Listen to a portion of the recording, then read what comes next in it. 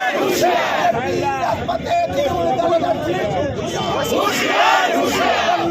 মাতরম, BJP BJP জিন্দাবাদ, BJP Trinamool হুঁশিয়ার, হুঁশিয়ার হুঁশিয়ার, গুলি মারো বোমা মারো, বিজেপি করা ছাড়ছি না, ছাড়বো না, ছাড়ছি না, ছাড়বো না।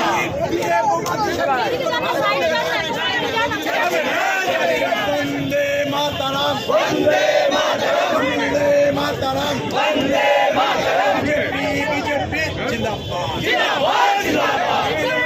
বিরুদ্ধে বিজেপিতে লড়াই চলছে, চলছে চলবে, লড়াই চলছে, চলবে, চলছে চলবে, লড়াই লড়াই লড়াই চাই, লড়াই করে বাঁচতে চাই, লড়াই লড়াই চাই, লড়াই করে বাঁচতে চাই, লড়াই লড়াই লড়াই চাই, লড়াই করে বাঁচতে চাই। মাতরম, বন্দে মাতরম, বিজেপি বিজেপি জিন্দাবাদ, জিন্দাবাদ বিজেপি জিন্দাবাদ, জিন্দাবাদ বিজেপি মহিলা মোর্চা রাজপথে তৃণমূল হুঁশিয়ার, হুঁশিয়ার হুঁশিয়ার, বিজেপির যুব মোর্চা রাজপথে তৃণমূল হুঁশিয়ার, হুঁশিয়ার হুঁশিয়ার, তৃণমূলের ঘুঘুর বাসা ভেঙে দাও, চালিয়ে দাও, ভেঙে দাও, চালিয়ে দাও, তৃণমূলের কালো হাত ভেঙে দাও, চালিয়ে দাও, ভেঙে দাও, চালিয়ে দাও, তৃণমূলের ঘুঘুর বাসা ভেঙে দাও, ঘুরিয়ে দাও, ভেঙে দাও, ঘুরিয়ে দাও, তৃণমূলের কালো হাত ভেঙে দাও, ঘুরিয়ে দাও, ভেঙে দাও, ঘুরিয়ে দাও, তৃণমূলের ঘুঘুর বাসা ভেঙে দাও, ঘুরিয়ে দাও, ভেঙে দাও, ঘুরিয়ে দাও, পাড়ায় পাড়ায় বলে দাও, তৃণমূলকে ঘুরিয়ে দাও, তৃণমূলের কালো হাত ভেঙে দাও, ঘুরিয়ে দাও, ভেঙে দাও, ঘুরিয়ে দাও, তৃণমূলের কালো হাত ভেঙে দাও, ঘুরিয়ে দাও, ভেঙে দাও, ঘুরিয়ে দাও। তৃণমূলের অত্যাচার আমরা মানছি না।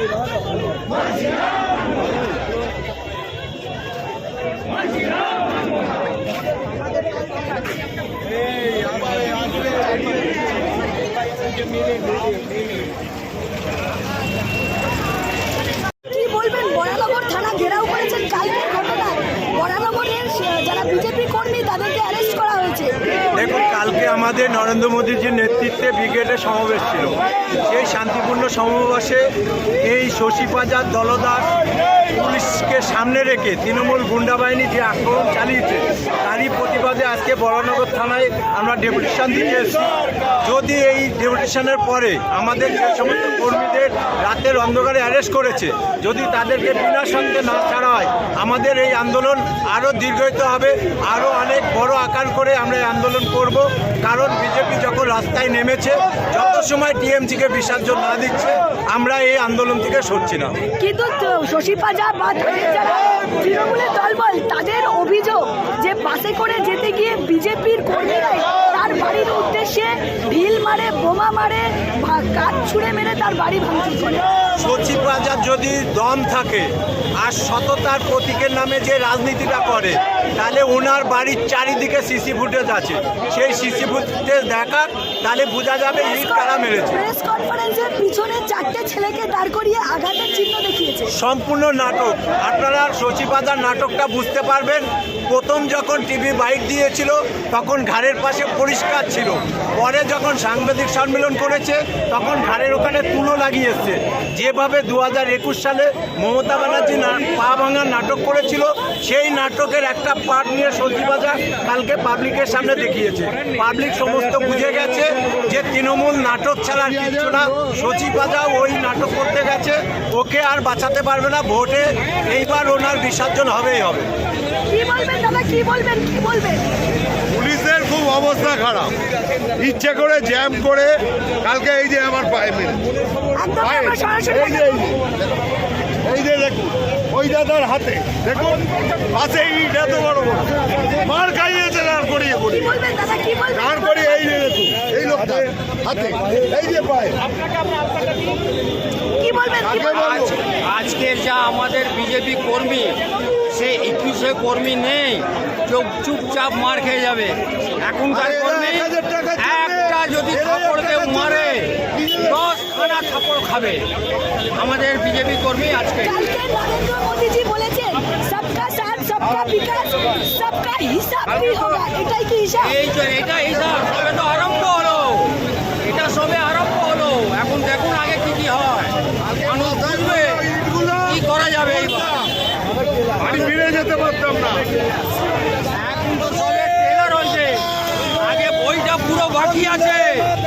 যে আমাদের 300 খানা কর্মী যারা মার খেয়েছে, যারা মরে গেছে, তাদের হিসাব অনেক বাকি আছে। দেখা যাক এবার কি হয়। ওরা আইনকে প্রহসনে পরিণত করেছে।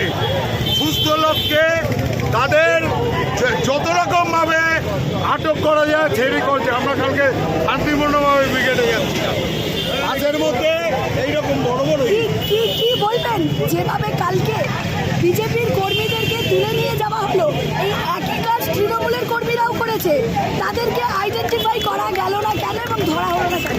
আসলে শশী বাজার যেখানে ব্যথা লেগেছে সেই জায়গাটা শশী বাজার নিজে আইডেন্টিফাই করতে পারেনি। তাই তিনি প্রথম যখন বক্তব্য রেখে তখন ব্যান্ডেজ ছিল না, তারপরে ওরা ব্যান্ডেজ এসছে। আগে শশী বাজার নিজের কষ্টের জায়গাটা নিজে আগে চিহ্নিত করুক, আর তার পাশে যে ছেলেগুলো ছিল সেই ছেলেগুলো যে নিজেরভাবে আক্রান্ত নয়, ওটাও রক্ত নেই, শুধুমাত্র ব্যান্ডেজ রয়েছে। আর আমাদের ছেলেদের রক্ত ওখানে মুখছে, আমরা দেখেছি, মিডিয়াতে দেখিয়েছে। এত বড় প্রহসনের সরকার পশ্চিমবঙ্গে চলছে, বিজেপির কার্যকর্তাদের ওপরে যতই এভাবে আক্রমণ হোক, এভাবে আমাদের আটকানো যাচ্ছে না, যাবে না। তাহলে কি মমতা বন্দ্যোপাধ্যায় ভয় পেয়েছে? মমতা বন্দ্যোপাধ্যায় শুধু ভয় পেয়েছে নয়, ওনার সমস্ত ভাইরা বোনেরা ভয় পেয়েছে। আজকে তাকিয়ে দেখুন, আজকে ওনার জন্য কেউ রাস্তায় নেই। আজকে মোদিজির সবাই এসছে মোদিজির পশ্চিমবঙ্গকে বার্তা দিতে। এত কিসের জ্বালা শশী বাজার যে ওপর দিয়ে ঢিল ছুটতে হলো বাসগুলোকে, কেন? কিন্তু শশী বাজার অভিযোগ করছে বিজেপির যারা বাসে করে যাচ্ছিল তারা বাসের মধ্যে বোম, কাচের বোতল, ইট, পাথর মজুত করে নিয়ে যাচ্ছে। ঠাকুর ঘরে আমরা ছিলাম, ওই গাড়িতে ওদের লোক হেলমেট করে এসেছে, 5-7 হেলমেট খুলে খুলে মহিলাদের মেরেছে। হ্যাঁ, ওপর থেকে ইট মারছে, আমারও হাতে লেগেছে, আমার এখানে হাতে লেগেছে, বরফ দিয়ে করতে করতে ফাটিনি তাই। হ্যাঁ, ওপর থেকে বড় বড় ইট ছুটছে ছাদ থেকে। এইগুলো ইটগুলো কি ছাদে এমনি উঠে গেল? এমনি উঠে গেল? হ্যাঁ, আগে থেকে পিট প্ল্যান না থাকলে সেই ইটগুলোই ছুঁড়েছে। এবং শশী বাজা বলছেন বাইরে থেকে লোক নিয়ে আসা হয়েছে, বিহার থেকে লোক এনে সন্ত্রাস করছে। আসলে একটা কথাই আছে, আপনি আচরি ধর্ম পরের শেখাও। তৃণমূলের যে আচার আচরণ, ওরা বিজেপিকে দেখলে তাই ভাবে।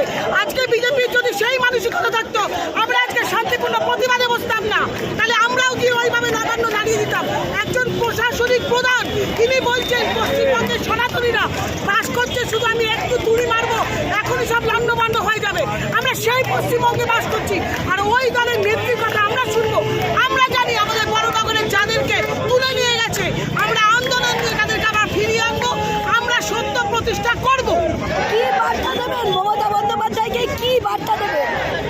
একটাই বার্তা দিতে চাই, কৃষি ভাইপো সরকার, কৃষি ভাইপো সরকার, কৃষি ভাইপো সরকার, জল চড়া সরকার, দর্শনকারী সরকার, কয়লাচুরি সরকার।